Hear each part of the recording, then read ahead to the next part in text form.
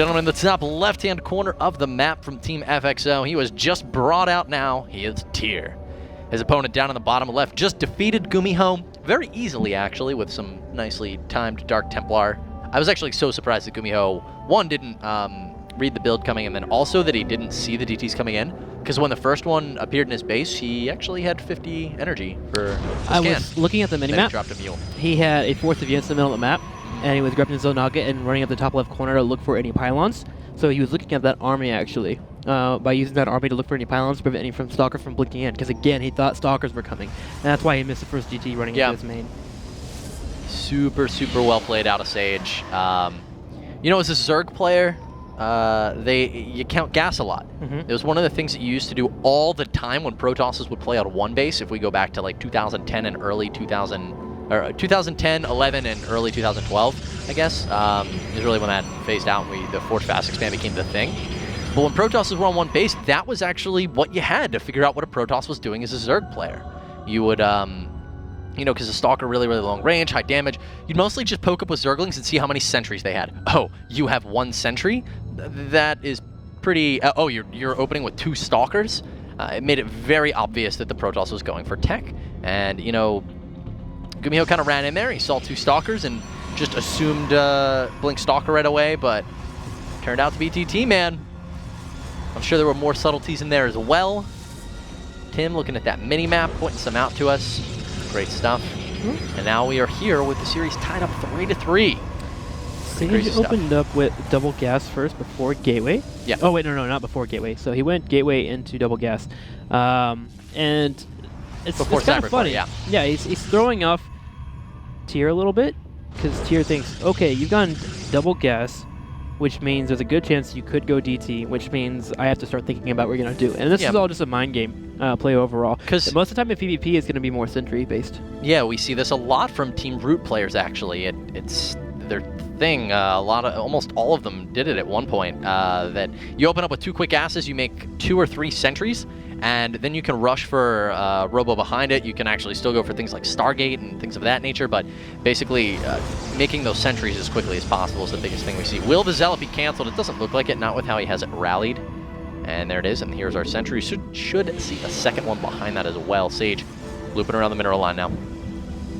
Yep, Tyr falls up into his own assimilator as well. A little bit on the later side, a more standard orthodox assimilator, but again, he's just doing his best to keep tabs on top of Sage. The longer you keep this probe alive, the longer you keep it in the main, the slower, or the good chance that you might slow down any tech that could come from Sage in any way, shape, or form. I'm looking at it, I really feel like, oh, yep, gonna be opening up Stargate. Both players opening up Stargate. But he's gonna see it. He's gonna see the Stargate. And Tyr's Stargate will not be revealed, but it is equally timed. Wow, this is really weird. 30 point difference. Most of the time in PvPs, you're going to see some kind of counter happen, whether it be the Phoenix player is going to counter the opponent that went for Robo, or somehow the opponent goes into Twilight Council because they get a feel for the Stargate. This time we're actually going to have double Stargate or 1 Stargate for each player, which means we're going to have Phoenix on Phoenix action, which means we most likely will have an expansion from both players, which means we get to the mid game. It's insane, dude. That's awesome. That's a very rude explanation of the game, Tim. Sorry. Zealots and Stalker guarding the ramp right now. It wasn't actually rude, Tim. It was just a play on the word. It was a pun on the word mean. Don't be too upset. All right.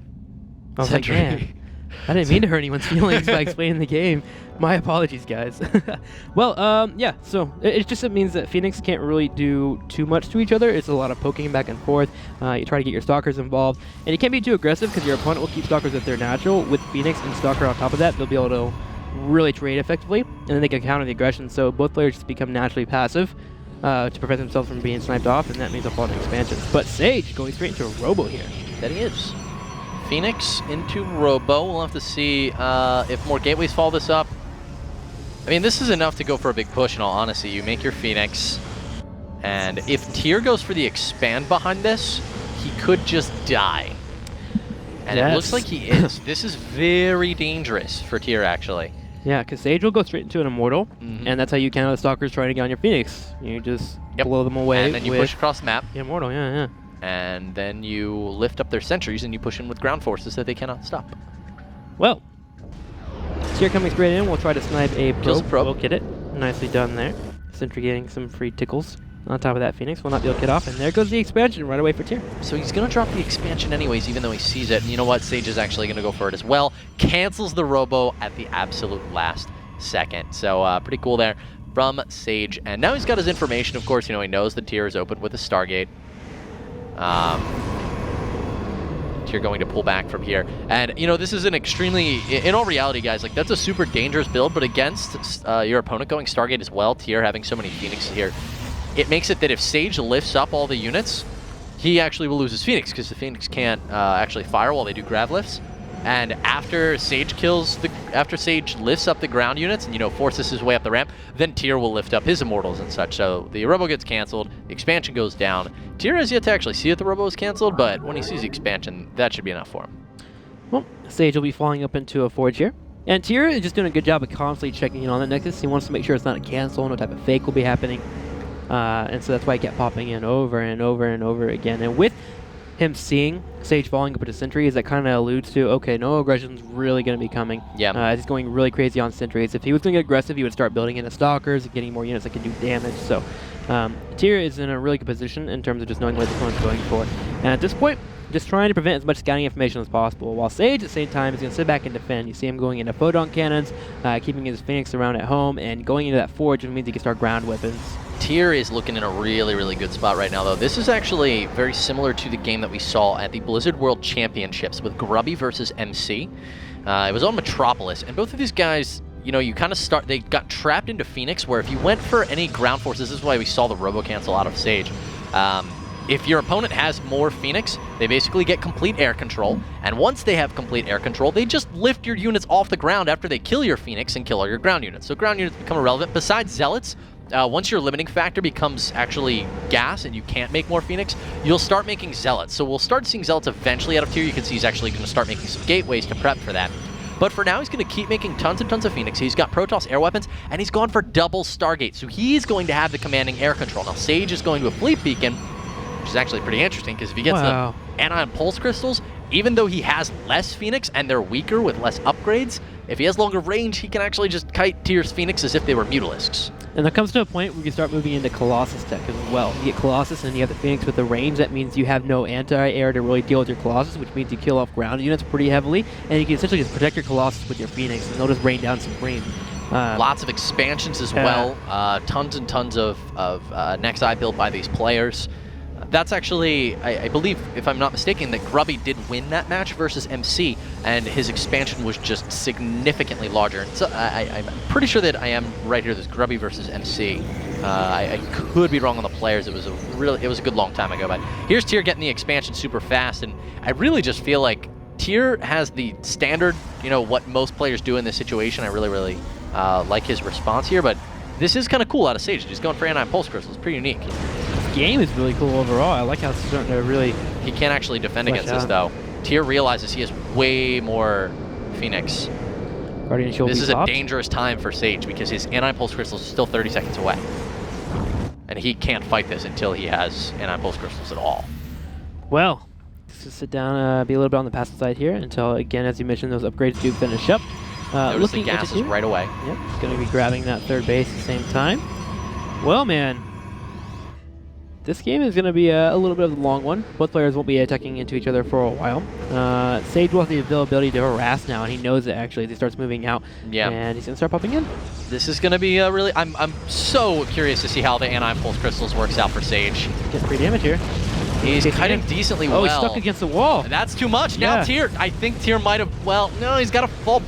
Wow, the Anion Pulse Crystals just make so much more of a difference than I actually thought that it would. And this is pretty impressive stuff right now out of Sage. Really making something unique happen. What a cool play here from Sage. And again, just kiting back and forth. Tier knowing that he needs to catch up, and Phoenix as well is moving into a third Stargate. 3 Phoenix at a time. He's got a Fleet Beacon down now. Yep. Well. Sage, wow. Gonna fall into 2 more Stargates as well. Just gonna keep up with this airplay, which is such a spectacle to watch.